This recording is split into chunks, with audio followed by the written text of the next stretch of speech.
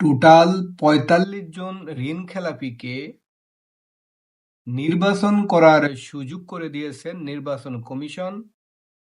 আগে এমপি হয়ে চুরি করত, আর এবার ৪৫ জন ডাকাতিকে স্বীকৃতি দিল নির্বাচন কমিশন, এবং এই ৪৫ জন সংসদে যাবে।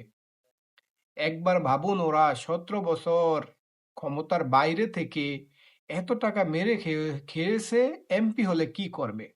এটা কিন্তু আমার কথা না, এটা হলো ভাই অ্যাডভোকেট আবু হেনা রাজ্জাকি ওনার একটা পোস্টের কথা, যেখানে ঋণ খেলাপির দায়ে আমরা জানি অনেক প্রার্থী মনোনয়নপত্র বাতিল হয়ে গেছে। সেখানে নির্বাচন কমিশন কি করছে, এই ৪৫ জন ঋণ খেলাপিকে তারা বৈধ ঘোষণা করছে এবং নির্বাচন করার সুযোগ করে দিয়েছে।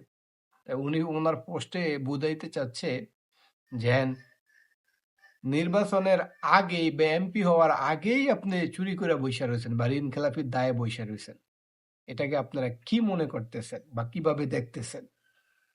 বন্ধুরা, সবাই ভালো থাকবেন, সুস্থ থাকবেন। আল্লাহ হাফেজ। আসসালামু আলাইকুম ওয়া রাহমাতুল্লাহ।